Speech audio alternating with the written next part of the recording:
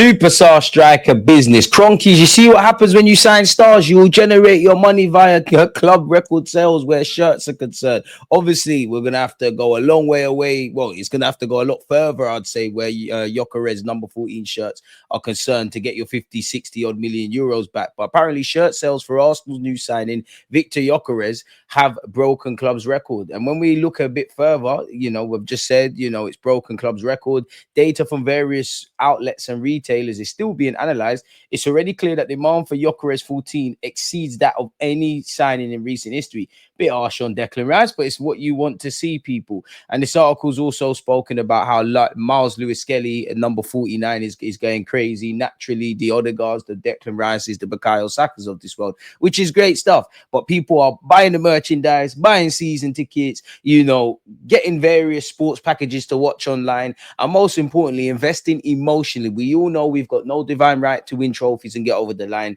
That is the mandate. You got fans in England running up and down, following the team, all up and down the country and abroad.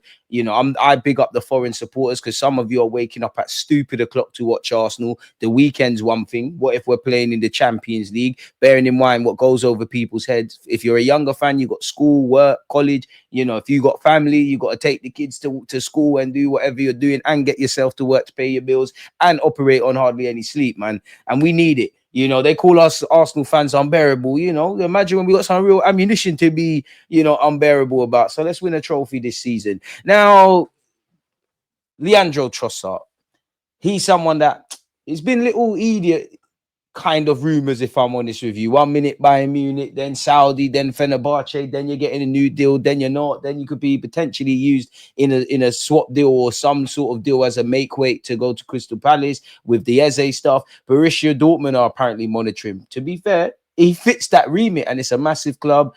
All those kind of things, people. The 30-year-old also has 2 concrete offers from Premier League clubs. A move in this window is possible. He's under contract at Arsenal until 2027. So it could be a chance to get him off. Maybe he's looking at it as, Martinelli and me.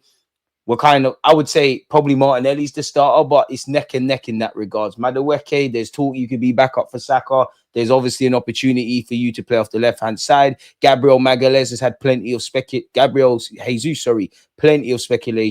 You couldn't rule out if he was fit that he might not start. He might not necessarily start ahead of Trossard, or I guess for this he would. So maybe he's thinking about that. Maybe, the fact that he's got 18 months on his deal, if you can go somewhere and get a 2-year deal or whatever, I understand it. And it's all fun and games talking about selling Martinelli, in which I understand it and I'm not necessarily against it, but he's going to cost a bit more and he's on 190 grand a week. And ironically, I think he's got 2 years on his deal with the option of another one. This might be a simple one. Now, the key part of that is 2 concrete offers from the Premier League. Do we reckon Sunderland could be one of those? Because they need some experienced players. Could a move back to Brighton be one? I wouldn't even rule out Fulham. Could there be interest in Crystal Palace? I don't know if he wants to try a new experience. I don't know what his motives are. Does he just want to be more of a key player? Does he want to look at money and obviously financial security with a length of a contract? Does he just want to try a new experience? Does he want to join a team of greater importance? What do you lot make of this? Would you sell him to Borussia Dortmund, people? Trossard had been in talks about a contract extension, which would have seen an improved salary without extending his deal. So it would have stayed until 2027, but maybe a reward based on his importance in the team, which I'm not going to say it don't make sense, yeah, and because I understand that rhetoric and stuff like that. But for me, I know we can't let all the players go and bring in all the players. And it's all fun and games listing, the players we want out the door, need to go out the door, the players we'd be open to listening to offers for. It's all fun and games doing that. But it's not FIFA. The players have got to want to go. There has to be bids. Bids have to get accepted. The guy has to want to go. And also the players, the contracts have got to make sense. And also, I know people don't hear it, but what's to say Trossard, Kivior, this one, that one, they're not comfortable in London and they don't reckon that, A, I might be able to force my way back into Mikel Arteta's plans and we're on the cusp of achieving something, and B, what if they want to run down their deals? Now, obviously, Trossard won't be allowed to do that. Obviously, clearly, I think our club would have wanted to get things in a lot sooner, people. We wouldn't have wanted to see Mosquera drag out. Gyökeres has, is an Arsenal player now and is in part of our preparations of pre-season, but we would have liked to have done that when we flown out type stuff, if that makes sense. I think that was the plan. Then there's outgoings. There's obviously the Reece Nelsons, the Fabio Vieiras, Lokongas, guys that, to say they're past their sell by date, with the greatest respect to Reece, especially, is probably selling them a bit too highly. And then there's others people, but we all know who's going to get the deals in. In my opinion, I've been saying this, we're going to get the guys in who are in at this moment. Maybe we hope for Rodrigo and Eze and see how the market plays, but you get them guys in, you focus on outgoings. That was clearly a mandate of Berta. Clearly show us why you're better than Edu, get deals over the line, stop dragging out deals, have an ability to pivot when we don't get our first choice targets. Obviously renew the deals in which we hope Saka and Saliba sign off, but Magalhaes, Miles Lewis-Skelly, Wanyeri, we're moving in that. And even with Gyökeres, Sesko, we tried to look for you for a couple of years now, it didn't happen. Isaac, we've always liked you. We said that that's a myth. Obviously events have changed and you think, what if? You've pivoted towards Gyökeres, you've got it done, you've held your nerves in relation to that, right? But when you look beyond everything of what Bert has done in the game, his experience, he comes from a financial background. Now, when Arteta and Edu kicked this thing off, they inherited a bit of a mess with the contracts and the players, and they kind of fingered that. As times have gone on, we're in that situation again where maybe players are on deals far too high.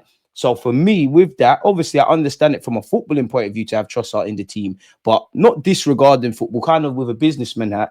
If we're not that we're in any issues over PSR and all of that, but if you're looking at that, does it make sense to give this guy a new deal where Trossard will be laughing? You get more money and my deal's still till 2027. I'm happy as Larry, quote unquote. So I didn't really get that. So I can understand moving Trossard on. We hear a lot of rumblings with Gabriel Jesus and everything else. Now, for me, if two players were to leave tomorrow, or two players, I expect to hear some news if that was a thing. I would say Reece Nelson, bit of radio silence, but there was at least talks with Fulham, and then I would extend that to Trossard. Other than that, I'm not too sure. Let me know your thoughts and smash the like button. Go on the blog. I have covered this. Check out my live stream. We was there for 2 hours and the cut-up clips, but because I'm such a nice guy, I'll do it again. If Arsenal can bring in a wide attacker, they may be willing to listen to offers for either Gabriel Martinelli or Leandro Trossard. Where would you lot be at with that? Because it does feel like one in, one out type stuff, but if you do bring in Eze, who can play out there, Wanyeri can play out there, a couple of people can be forced out there, and we did sign Madueke, maybe we're stronger out there. In Trossard's case, Arsenal had been in talks about a renegotiation. This would have seen the Belgian pick up an improved salary without extending his deal beyond its current expiry date of 2027. At the moment, that contract remains unsigned as Trossard and his new reps wait to see what opportunities the market brings. The difficulty comes if the interest arrives too late. In September 2024, Arsenal fielded a late inquiry for Trossard from the Saudi Pro League Al Ittihad. Forgive me, I butchered that. But the offer came in too late for Arsenal to source a replacement, so it was rejected, which is true, and we do know about that. But then it's a double-edged sword because you might have complete confidence Eze is going to come in, or Leao, or this one and that one, so you let Trossard go. But are you going to sign somebody? It's a double-edged sword because you could argue, are you going to sign a new player without letting people go if we just use Trossard? Are you going to sign this left winger or someone that can play there unless Trossard or Martinelli goes? Are you going to let them go until that happens, people? It's a double-edged sword. So you might have offers, but you might not necessarily sell till you bring one in. You might not bring one in until you sell one. There's a lot of moving parts and spinning plates in transfer business, full stop. And I have to big up Berta because, listen, I mean, you've got the reputation, but you've had to learn to swim very fast in these strong summer currents, people. Arsenal held talks with Rodrigo's entourage, but wanted to strengthen in other areas, especially centre forward. Once again, this article has spoken about Martinelli and Trossard leaving could be potential of interest. Liverpool's priority at the moment is Isaac, even though they'll still be able to spend mad money if they confirm Isaac and whatever else. PSG have denied their interest, which teams have denied interest before and then gone for players, people. A new contract for Wanyeri apparently has reduced the urgency of Arsenal's pursuit of Eze, but it hasn't ended. What do you lot make of that, people? And we retain an interest in Crystal Palace's Eze. He has many admirers at Arsenal and would be keen to move. In theory, it looks like a straightforward deal because he's got a release clause. Arsenal have, however, had reservations about paying the full price for a player who turned 27 last month, even though he'd still be about for a number of years. If Crystal Palace were to drop the asking price in the remaining weeks of the window, Arsenal would be keen to proceed naturally, would also give any pursuit of Eze a considerable boost. Sales, apologies. A new contract for Wanyeri, we went over that. Away from that, Real Madrid won't stop Rodrigo from leaving if a good offer comes in. He told the club he wants to stay. However, his entourage is meeting with top agents like Zahari and Kaya Dripkin, so his advisors are facilitating the move away. Real Madrid are open, but it seems like Rodrigo don't want to accept that the past is the past, and whether you end up at Arsenal, Liverpool, Paris Saint-Germain, Chelsea, Tottenham Hotspur, anyone that's been linked with him, there's that. Or maybe he's playing a bit of game. No, Real Madrid, I want to stay, and he's going to blindside them. Not that I think you can do that, people. So yeah, man, that's where we're at with that. They'll not stand in his way. His entourage are stirring things up. I mean, I don't think you could put pressure on Real Madrid unless it's to sell, because you've probably been told either via Xabi Alonso or by Xabi Alonso or the club, that from a sporting perspective, we wouldn't rule you out here, but you're not going to get the football, have the importance you want. Maybe you've been drafted that Real Madrid would like to make some money. I don't know, people. West Ham have added apparently Fabio Vieira to their list of midfield options. No approach yet to Arsenal, but Vieira now a name of interest. West Ham planning to add multiple midfielders this summer. My hot take, and I have no basis, I think they only go for him if Paqueta leaves to wherever that is. IndyCar news, I don't know if I believe him. I've spoken about this. Apparently we've spoken to Palace, put the offer on the table, told them our intention of how we want to pay.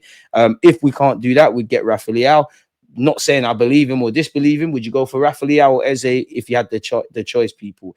And speaking up with wingers, again, it seems like there's been radio silence, but Fulham are apparently in advanced talks over pursuing Reece Nelson. People don't know if it's a loan with obligation to buy, or permanent. But if it's not an obligation to buy or permanent, is it just me for it, or that doesn't make sense?